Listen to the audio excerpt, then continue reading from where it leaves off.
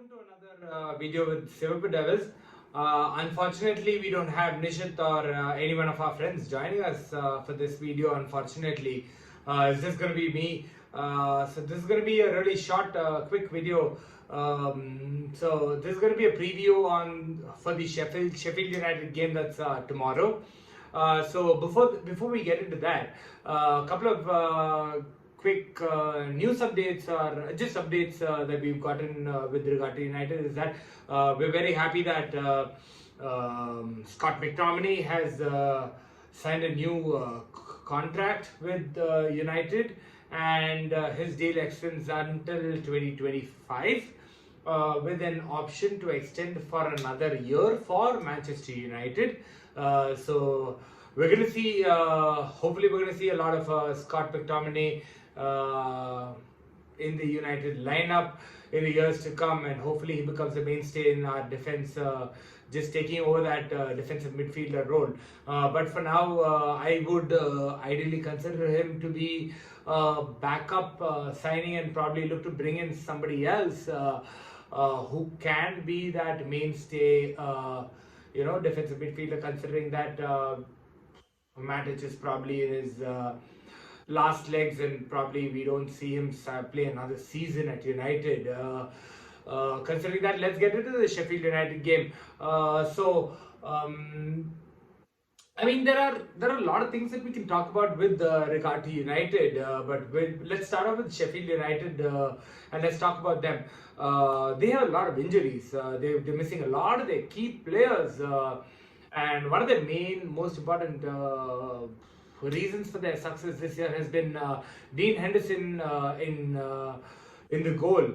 And like all of you guys know, Dean Henderson is a Manchester United player who's been loaned out to Sheffield United. So that's going to be a big miss for them, because anybody contracted to play for a team cannot play against the team that they have been signed. They are a player for, rather. So Dean Henderson is going to be a huge miss for them. Let's hope we're able to thrash them, considering that they've had a poor run of form, and they've lost their last game. So let's try and push them to the corner and hit them so that we can move up the table and just push the gap between Sheffield United and us, and hopefully try and close the gap with Chelsea, considering that Chelsea has a lot of hard games coming up. So I mean, to go on with United, you know what, Lindelof is injured. We don't know if he's gonna start or not. He went off the field the previous game limping with an injury. So I don't know if he's going to start or not. If he's not going to start, I'd ideally have look at Eric Bailly to come in and start for United in the centre back role along with Harry Maguire. So that's going to be something to look forward to. Anybody else who has had a poor game? I really thought Fred really shouldn't have been substituted that game. I think McTominay had a poorer game when compared to Fred, and I thought Fred could have played that defensive role, considering that they didn't really look to attack too much, and we didn't really need somebody, and we know Fred is pretty good at intercepting balls, and he could have played that defensive midfielder role, and they could have probably taken McTominay off. Just for that sheer ability that Fred has a better ability to pass the ball forward. But I kind of get Oli, since it was a like for like change with Fred going off and Paul Pogba's coming on. But I don't know. But I definitely see Paul Pogba starting this game. He showed some really good signs of the old Paul Pogba that we all. Rather the Paul Pogba that we all wanted to see, and we know he's capable of, and it's high time he came and shut his critics' mouth, considering they had a free run at him because he was injured for a very long time. So it's really good, and I hope he comes on and plays a massive role in just like shows everybody, all the doubters. I don't know why people are still doubting him. He's probably one of the best midfielders in the world. Uh, show them and shut their mouth up and put a lot of the critics to rest. So I really hope Paul Pogba has a good game. Martial had a really quiet game. That's kind of understandable, being the number 9 and with Mourinho's low block. There's hardly going to be any balls that are going to be played through to him. So I definitely see him having a better game against Sheffield United at least. Where the quality of the opposition is not as great as Tottenham is. Nevertheless, the league position, and then Dan James, I thought he had an off game. It could just be the fact that he was rusty, or it could be that he's a little short on confidence or what. I really have no idea. But I definitely thought Mason Greenwood had a better impact when compared to Dan James, when he came on and he made that really good. He had about a 20 odd minutes, 20-30 minutes that he played, and I thought he played pretty well, considering that last shot that he had. And I really thought. I really thought Green would have hit the target. He usually hits the target. Anyway, I'm still going on about the previous game. So, coming to the predicted 11, I really think Oli should go with the back four again. Play a 4-4-2 diamond. So I'd ideally 4-4-2 diamond, or even that can obviously switch it to a 4-3-3, or even probably do a 4-3-3. I think 4-3-3 would also work. If a 4-3-3, then what he could do is, okay, let me think about this. I think he should go for a 4-3-3. Let's go to the centre backs. With what we can see, Lindelof being injured, I think by comes straight back in. Considering he's a better defender than Axel Tuanzebe at the moment, at least. So it's going to be Harry Maguire and Axel Tuanzebe in the centre back positions. I think Aaron Wan-Bissaka, there's no doubt Aaron Wan-Bissaka gets the right back position. I think left back. I think it's a good game to give Brandon Williams a run and see how he holds up and how he's playing a match like a proper competitive game. And Sheffield United being not that threatening on the offensive side. I think it's a good game to have Brandon Williams in and try to let him bomb forward on the left wing. In the midfield, I think I'm going to go with the three. I'd probably do. I probably have Matic, Pogba, and Bruno playing as a three, with Matic on the defensive midfielder role. Paul Pogba on the right flank, right side of the two, and then Bruno on the Paul Pogba on the left hand side and Bruno on the right hand side. My bad.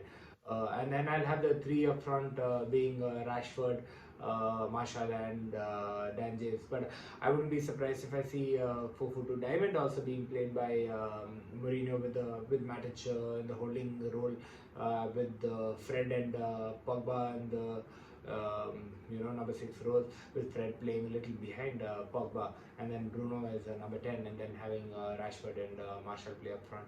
I can see that work as well. Considering that they might have a lower, a far more defensive setup. We need more players with decisive pass to make those balls through the defensive lines. I could even see them setting up five, 2 rows of 5 trying to defend the line. So we need more people trying to pass the ball. So with Paul Pogba, obviously, with Bruno Fernandes, and with Fred, who can make those balls. And Matic, let's not get it wrong, Matic can play a couple balls either as well. So I can see that work as well. But the biggest question here after last game is, the biggest question here is that with David De Gea, I mean, let's not get it wrong. I mean, I don't think Oli or any of the coaching staff are going to come up with a drastic measure to switch David De Gea over for either Sergio Romero or Joe Pereira. I can see Sergio Romero play probably the cup games, probably the Europa games. Probably Joe Pereira might get a squeeze in probably a game or so. But I don't see David De Gea being replaced as the number one goalkeeper at United this season at least. But over the summer, the management, the coaching staff, and the manager, there is Ole, have a huge decision at their hands to make, whether they're going to let go of David De Gea or hold on to him, or let or let Dean Henderson become the number one goalkeeper for United. I can see that work as well. But the only question is that David De Gea has signed a new contract and he's on some humongous wages, and we don't know if there is anybody. I mean, I could see this deal go down about 5 years back, 4 years back, when Real Madrid were really looking forward to signing him, and they really wanted a top class goalkeeper. But I I don't see any of the top clubs who really can afford the high wages that David De Gea is on, the likes of your PSGs, your Manchester Cities, your Chelsea, your I don't know any of these guys your Newcastle, possibly. If that deal goes down, that could be a possibility for David De Gea to go to, considering that they're going to be swimming in a pile of cash. So that's a possible. If that goes down, then I can see David De Gea probably being moved on to Newcastle, but that will be a really stupid move for United to do, to sell him to a Premier League right. I mean, you can't call him a rival, call them a rival, but I mean, they're still in the Premier League as of now, at least, and I really don't think I'd see them going down. So I really doubt if United would sell him. But if if they're able to offload David De Gea and get Dean Henderson, who still is pretty good, probably not at the level of David De Gea, and is on considerably lower wages, I think that will be a good signing to do, and probably a good step forward in the right direction, because David De Gea seems to be. I mean, let's not get it wrong. He's not really bad. It's just that he set a benchmark that is so high under under Mourinho and under David Moyes, that we don't. It's quite hard to see him make those errors that he does. The one or the two very awful errors that you see him make, and it's the easy chances that we see him put to rather let go of, and he still makes those really good saves that are really tough. You don't expect him to save, but he makes those easy ones go in, which is very sad. I hope he gets his shit together, and he's able to bring back the old form. If not, it's going to be a sad thing. But you know, the management has a huge decision to make this summer, with Dean Henderson definitely coming back and looking to take, rather at least challenge for the the number one goalkeeper position.